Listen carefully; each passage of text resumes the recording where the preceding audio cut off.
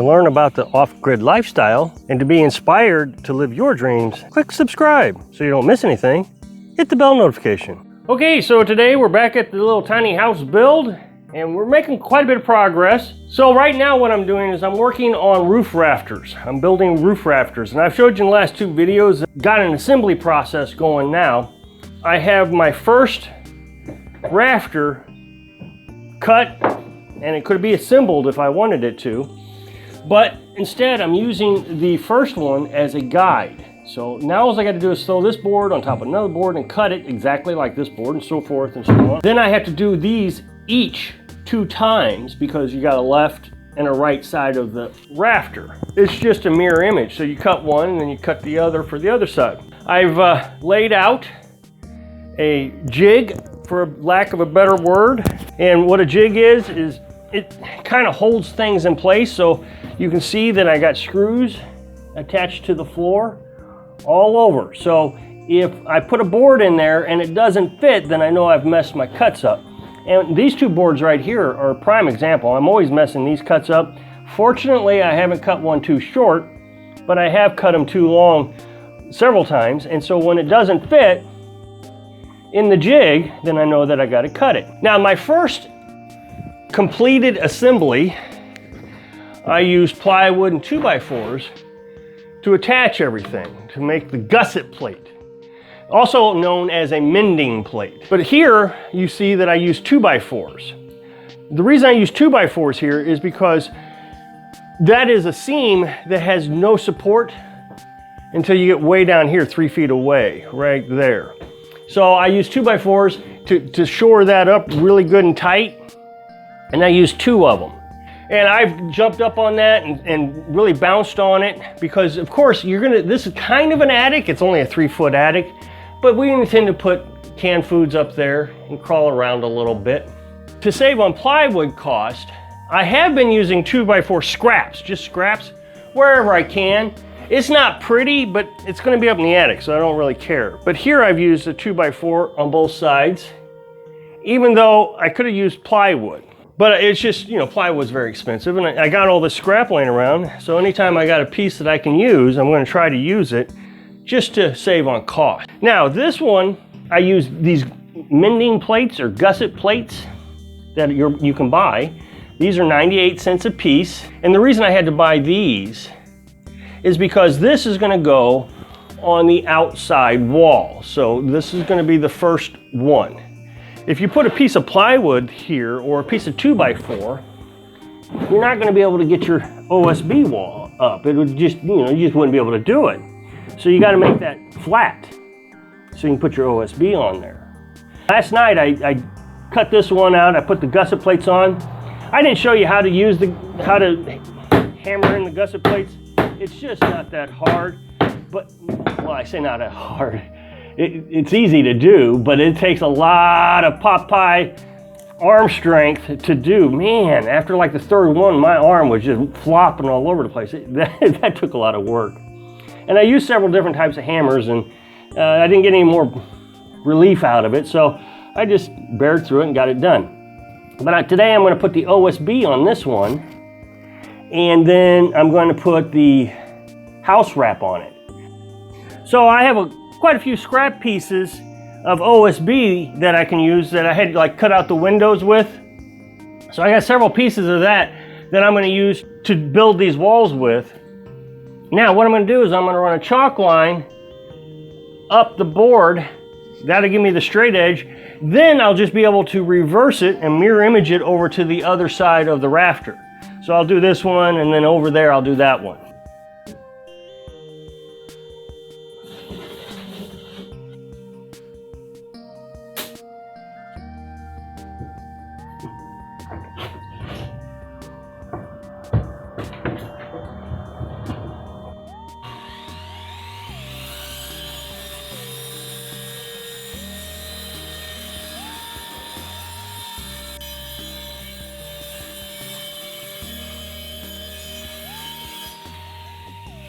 Okay, so I got the first cut done. Now, as you can see, they're almost mirror images. This one I'm going to have to cut off the side a little bit, but for scrap wood, that really worked out well. Okay, so that lined up perfectly. I'm just gonna nail it on. And just like the rest of the wall, I'm gonna be using 1.5 inch roofing nails to nail in the OSB. I'll be nailing in at 4 inches apart. Every nail will be 4 inches apart.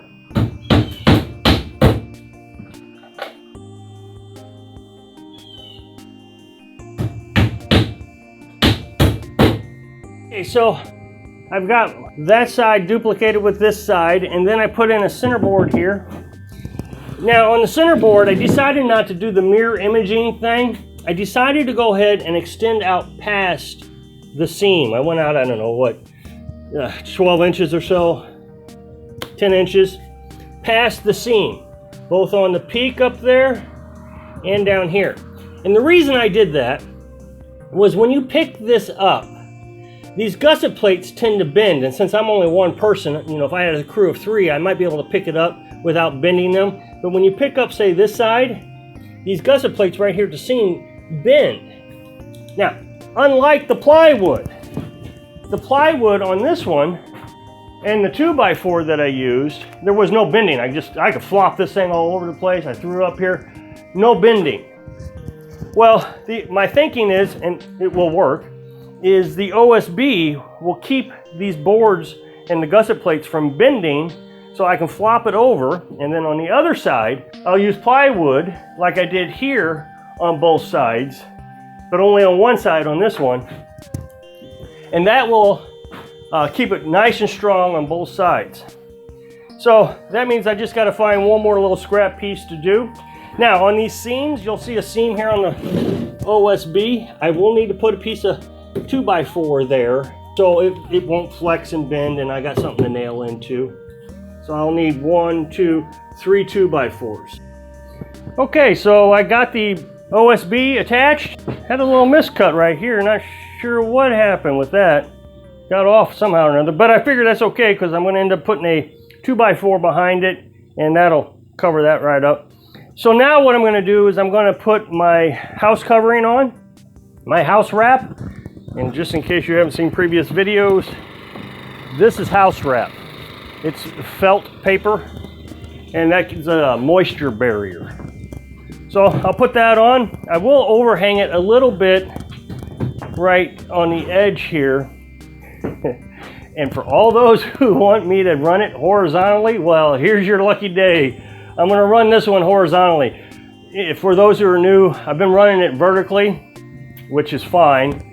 So, but a lot of people think that you have to run it, all of it horizontally. So, but you can see that I've taped it, and so all my seams will be able to withstand any water getting into it. So I'm going to install the house wrap with 1 inch plastic cap nails, as recommended by the manufacturer of the house wrap.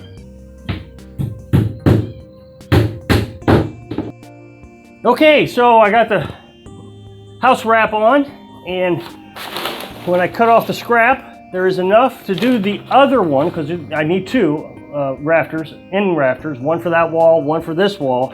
And so this matches up perfectly, so I'll be able to use it without wasting any.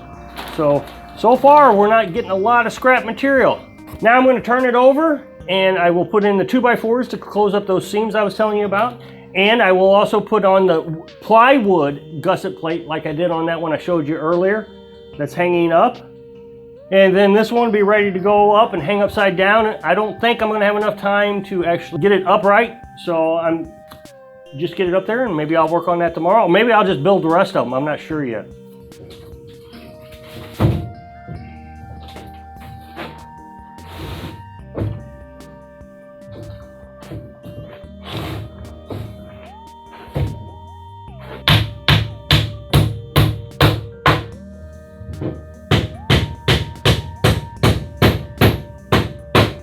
Okay, so there's the end rafter. It's going to go on the side of the door. So tomorrow, I'll put it up there like I did this one. I'll hang it upside down. I got to get the tarp off, and then I'm going to wrap it up. You know, I'm going to lift it up and try to stand it up. I'm going to put 2 2x4s on the wall right here outside. One here, That way when I lift it up, it will stop up against that, and then I'll be able to rest it easily. Now, this side is going to be a strong north wind all the time. That's north. And so I'm going to do some extra bracing from the outside rafter into the inside rafter. That way it'll be always pushing down on the second rafter. Get it double the support. Sorry about the lighting. And I'll do that for the south side too, just to be sure that I don't get a collapsing motion. But there's no reason why I can't support it. Go ahead and support it just a little bit on the ends, probably right here at the 3-foot marker. That'll keep it from falling over. I doubt if it ever would, just extra strength. So I hope I can encourage you to create something today. Thanks for watching.